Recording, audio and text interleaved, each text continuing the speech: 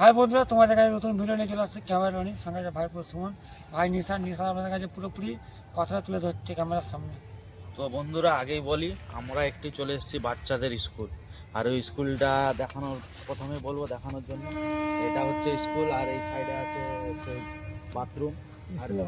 আর এই বাথরুমের মধ্যে কিছু দুর্ঘটনা ঘটে, যার কারণে মানে পুরোপুরি স্কুলটা বন্ধ হয়ে যায়।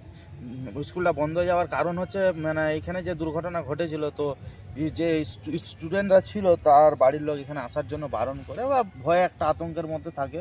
তো এই স্কুলটায় না আসার কারণে প্রচুর জঙ্গল আর প্রচুর বড় বড় গাছে হয়েছে। আর এই স্কুলের সেই বাথরুম যেখানে মানে পাশাপাশি কিছু আওয়াজ পায়, কিছু মানে দুর্ঘটনা ঘটেছিল, তখন থেকে কিছু না কিছু হচ্ছে এই বাথরুমের মধ্যে। তো আজকে আমরা চেষ্টা করব প্রথমে স্কুলটায় যাওয়ার জন্য, যে স্কুলে কিছু আছে নাকি, আর স্কুল থেকে বেরিয়ে তারপরে আসবো আমরা এই বাথরুমের মধ্যে। চলো যাওয়া যাক।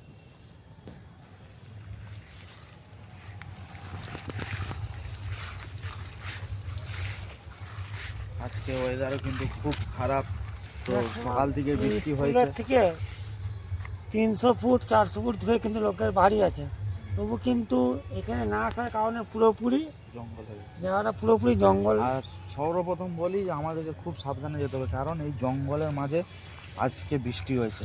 তো বৃষ্টি কিছু জিনিস বেরোতেই পারে, সেটার জন্য নয়। তো আমাদেরকে খুব সাবধানে যেতে হবে, আর ওই রুমের মধ্যে প্রবেশ করতে হবে কিছু আছে নাকি দেখার জন্য। এই স্কুলে এক সময় ভালো স্টুডেন্ট ছিল, পড়াশোনা ভালো হয়েছে।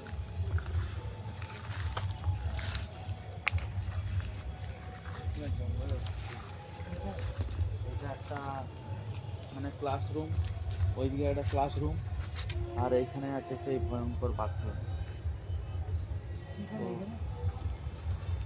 ক্লাসরুমে যাওয়ার জন্য হয়তো আমরা ঢুকতে পারবো না, কেন এখনো অবধি দরজা লাগানো আছে। তো আমরা চেষ্টা করবো জানলা দিয়ে ঢোকার চেষ্টা করবো, বা ক্যামেরাটাকে ভিতরে দেখানোর চেষ্টা করবো রুমের ভিতরে কী আছে না আছে।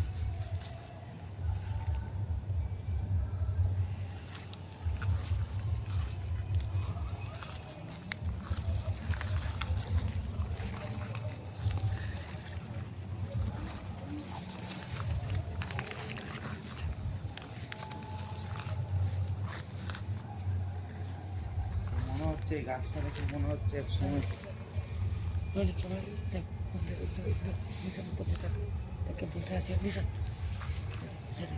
ক্যামেরা আসছে, উপরে দেখ রনি, উপরে দেখ।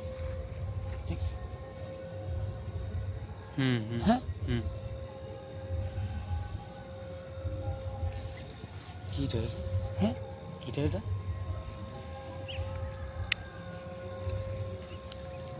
এটা হতে পারে, এটা দেখেন দেখানোর জন্য।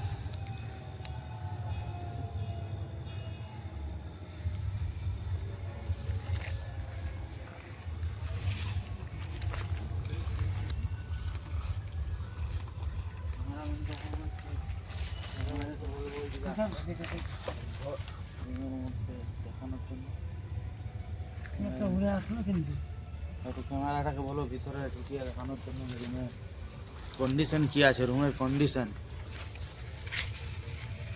রুম কিন্তু প্রচুরই ভয়ানক আকারে পরিণত হয়েছে।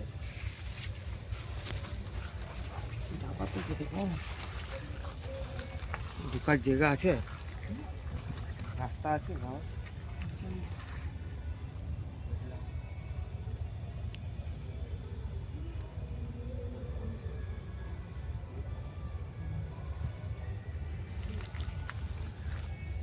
এটা আমরা দেখলাম এখানে সেরকম মানে কিছু একটা আমাদের মনে হলো যে কিছু একটা আছে, কিন্তু নিমেষের মধ্যে গায়েব হয়ে গেল। তো আমরা ঢুকতে পারছি না, যে রুমের মধ্যে পুরোপুরি রুম লাগানো আছে। আমি বলছি একটু রুমটাই গেলে ভালো হয়, কারণ আমরা যখন এই রুমে মুভ করছি তো মনে হচ্ছে যেন ওখান থেকে কিছু একটা আওয়াজ আসছে, এইরকম লাগছে। এইটা তো অঙ্গনবাড়ি ছিল, এটা মনে হচ্ছে 1 থেকে 4 অব্দি স্কুল ছিল।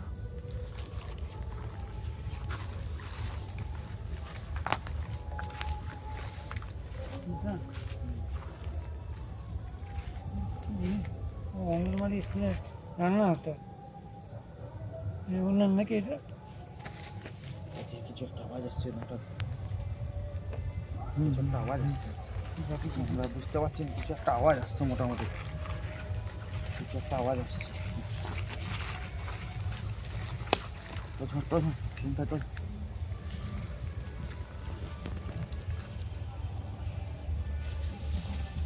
দেখ কিন্তু জানলা আছে, জানলা কিন্তু ফাঁকা। হ্যাঁ, জানলা কিন্তু ফাঁকা, জানলা কিন্তু একটু দেখ। আর যত আমরা সামনে থেকে কিন্তু দেখ পুরোপুরি গাছগুলো হিলতে দেখ নিশান, কিন্তু হাওয়া এতটা নেই কিন্তু দেখ। তো এখানে কিছু না কিছু একটা আছে, আমাদেরকে হয়তো আগাতে হবে। আর দেখতে পাচ্ছেন যত আমরা সামনে যাচ্ছি নিশান, ঝড় চালু হয়ে যাচ্ছে। দেখো আমার রুমে কাছে যাচ্ছি, পুরোপুরি প্রত্যেক গাছ কিন্তু কন্টিনিউভাবে হিলছে। দেখতে পাওয়া যাবে।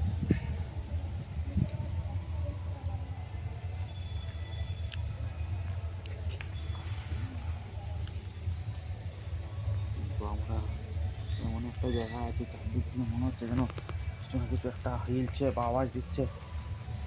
খুবই একটা ভয়ঙ্কর জায়গায় আমরা পৌঁছে গেছি, আর এই সময় আবহাওয়াটাও খুবই খারাপ। হুম,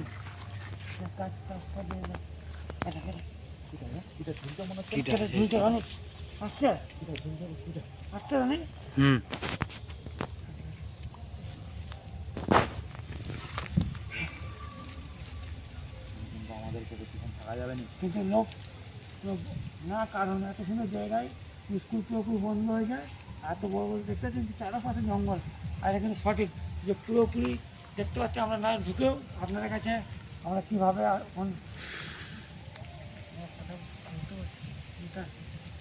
আমার কিন্তু সুবিধা মনে হচ্ছে না। মিনিটের মধ্যে আমরা এখানে ঢোকার মধ্যেই পুরো আবহাওয়া চেঞ্জ হয়ে যায়। পুরোপুরি